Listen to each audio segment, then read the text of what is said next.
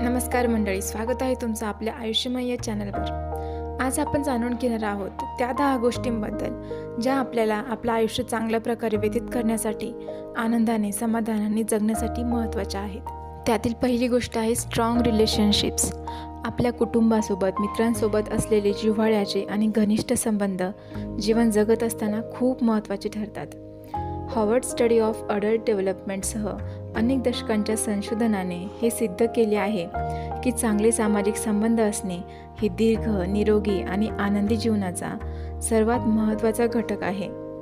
अभ्यास असं दर्शवितात की मजबूत नातेसंबंध सामाजिक संबंध जगण्याची शक्यता 50% वाढवतात. ज्यांच्याकडे भावनिक आधार देणारे कुणी नाही आहे, कुणासोबत स्ट्रॉंग रिलेशनशिप नाही आहे, चांगल्या संबंधांची कमतरता आहे किंवा ते एकटे आहेत, त्यांच्यासाठी ही स्थिती दररोज 15 सिगारेट ओढण्याइतकी किंवा जास्त मद्यपान करण्याइतकी आरोग्यासाठी हानिकारक मानली जाते. त्यामुळे आपल्या जवळच्या माणसांना कमी समजू नका, त्यांना जीव लावा आणि त्यांच्यासोबत चांगलं बॉन्डिंग क्रिएट करा. दुसरी गोष्ट आहे आरोग्याला प्राधान्य देणे. आता हे कुणाला माहिती नाही आहे, सर्वांनाच माहिती आहे, पण तुम्हाला माहिती आहे का भारतात सर्वात जास्त मृत्यू कशामुळे होतात? हार्ट अटॅक, डायबिटीज, कॅन्सर यांसारख्या असंसर्गजन्य रोगांमुळे 2018 मध्ये एकूण मृत्यूपैकी 65% मृत्यू झाले आहेत. आणि यांसारख्या रोगांना कोणते घटक जबाबदार आहे माहिती आहे?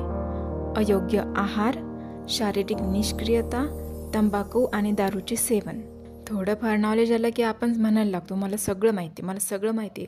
पण त्या माहिती असण्याचा काय फायदा जर तुम्ही त्या सगळ्या गोष्टी, चांगल्या गोष्टी आयुष्यात इम्प्लिमेंट केल्याच नाही तर?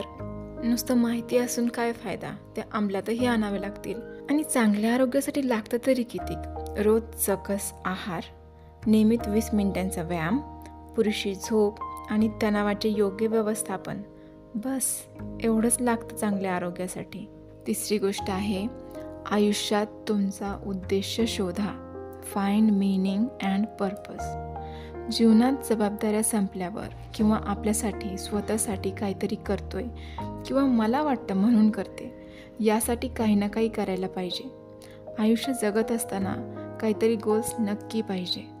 काहीतरी मिनिंगफुल करतोय या भावनेनं आपण खूप समाधानी होतो. चौथी गोष्ट आहे कृतज्ञतेची भावना ठेवा. तुमच्या जीवनात चांगल्या गोष्टींची सतत जाणीव ठेवणे आणि त्यांचे कौतुक करणे, त्या गोष्टींबद्दल व्यक्त होणे ही सकारात्मक दृष्टिकोन आणि आनंद निर्माण करण्याची महत्त्वाची सवय आहे. यामुळे आपली इंटरनल ग्रोथ होते. आपले लक्ष कमतरतेकडून विपुलतेकडे वळते. जीवनात काय नाही यावर लक्ष केंद्रित करण्याऐवजी कृतज्ञता आपल्या मेंदूला आपल्याकडे काय आहे याची नोंद घेण्यास शिकवते. प्रसिद्ध संशोधक रॉबर्ट एमन्स यांच्या मते कृतज्ञता ही मत्सर, द्वेष, पश्चाताप, नैराश्य यांसारख्या भावनांना थेट रोखते. आपल्यातील या नकारात्मक भावनांविरुद्ध प्रतिबंधक म्हणून कार्य करते. आणि रोज कृतज्ञता अनुभवल्याने आणि व्यक्त केल्याने मेंदूत डोपामाइन आणि सेरोटोनिन हे महत्त्वाचे न्यूरोट्रान्समीटर, जे आनंद, प्रेरणा आणि समाधानाशी जोडलेले रसायन आहे, ते बाहेर पडतात. आणि हा परिणाम तुमचा मूड सुधारतो आणि एकूण जीवनातील आनंद वाढवितो. थोडक्यात सांगायचं झालं तर कृतज्ञता हे सेल्फ केअर आणि वैयक्तिक विकासाचे एक शक्तिशाली साधन आहे. पाचवी गोष्ट आहे ग्रोथ माइंडसेट. आव्हाने स्वीकारा. अपयशाकडे शिकण्याची संधी म्हणून पहा आणि स्वतःच्या विकासासाठी सतत प्रयत्नशील राहा. आपला मेंदू हा एक स्नायू आहे. आपण जितका जास्त वापर कराल तितकाच तो मजबूत होत जाईल. यावर विश्वास ठेवा. नवनवीन गोष्टी शिका, पुस्तकं वाचा, नवीन कौशल्य शिकत राहणे सुरू ठेवा. सहावी गोष्ट आहे माइंडफुलनेस. आहे त्या वर्तमान क्षणात जगा. होऊन गेलेल्या गोष्टींचा विचार करत राहण्याऐवजी किंवा भविष्याची सतत चिंता करण्याऐवजी आत्ताच्या क्षणात जगायला आणि तुमच्याकडे असलेल्या गोष्टींचे मोल करायला शिका. आणि यासाठी ग्रॅटिट्यूड प्रॅक्टिस खूप महत्त्वाची आहे. ते तुम्ही नक्की करून पहा. सातवी गोष्ट आहे दुसऱ्यांची मदत करा. इतरांच्या कल्याणासाठी योगदान देणे, मग ते स्वयंसेवा असो, मार्गदर्शन असो किंवा साधं दयाळूपणाचं एखादं काम असो. अशा छोट्या छोट्या गोष्टींमध्ये दुसऱ्यांना मदत केल्यामुळे तुमच्या स्वतःच्या जीवनात अर्थ आणि आनंद वाढतो. 8वी गोष्ट आहे, स्वतःच्या व्हॅल्यूज ओळखा आणि त्यानुसार जगायला शिका.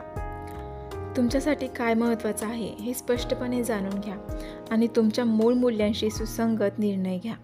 यामुळे तुम्ही खरे आणि प्रामाणिक आयुष्य जगता. तुम्हाला तुमचे कोर व्हॅल्यूज ओळखायचे असतील तर स्वतःला थोडंसं मागे भूतकाळात घेऊन जा आणि विचारा, तुमच्यासाठी ते कोणते अभिमानाचे क्षण होते जे तुम्ही आजही ध्यानात ठेवले आहेत आणि त्या आठवणीमधील ती कोणती व्हॅल्यू आहे जिच्यावर तुम्हाला अभिमान आहे. ती निष्ठा, प्रामाणिकपणा, धाडस अशी होती का? आयुष्यातील असे क्षण आठवा जेव्हा तुम्ही एखादे काम करून खूप खोलवरचे समाधान अनुभवले आणि मग विचार करा त्या कामामध्ये तुम्हाला कोणती व्हॅल्यू आढळली. सर्जनशीलता, ज्ञान, योगदान यापैकी काही. तुम्हाला सर्वात जास्त राग किंवा दुःख कधी झाले? जेव्हा आपल्या व्हॅल्यूजचे उल्लंघन झालेले असते तेव्हा आपल्याला राग येतो, निराशा होते. मग त्या भावनेत पहा, तुमच्या कोणत्या सन्मान, न्याय किंवा स्वातंत्र्य, कोणत्या व्हॅल्यूजचे उल्लंघन झाले? तुमच्या सध्याच्या निवडींचे विश्लेषण करा. तुमचा वेळ, पैसा आणि एनर्जी कुठे खर्च होतीये यावरून तुमची सध्याची मूल्ये, तुमच्या व्हॅल्यूज कळतात. स्वतःला विचारा, तुम्ही तुमचा जास्तीत जास्त वेळ कशासाठी खर्च करता? कुटुंबासोबत खर्च करता, नवीन काही शिकण्यासाठी, की कामावर लक्ष केंद्रित करण्यासाठी, की रील्स पाहण्यासाठी? हे तुम्हाला दाखवून देते की तुमच्यासाठी महत्त्वाचं काय आहे.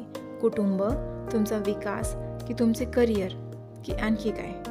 आणखी एक पर्याय आहे ज्यावरून तुम्ही तुमच्या कोर व्हॅल्यूज ओळखू शकता. तुम्हाला कोणत्या व्यक्तीचे जीवन आणि कार्य सर्वात जास्त प्रेरणा देते? त्यांच्या कोणत्या गुणांमुळे तुम्ही प्रभावित झाला आहात? त्यांचा दयाळूपणा, शिस्त, नेतृत्व क्षमता. त्यांना बघून तुम्हाला त्यांच्यातील कोणते गुण घ्यावेसे वाटले?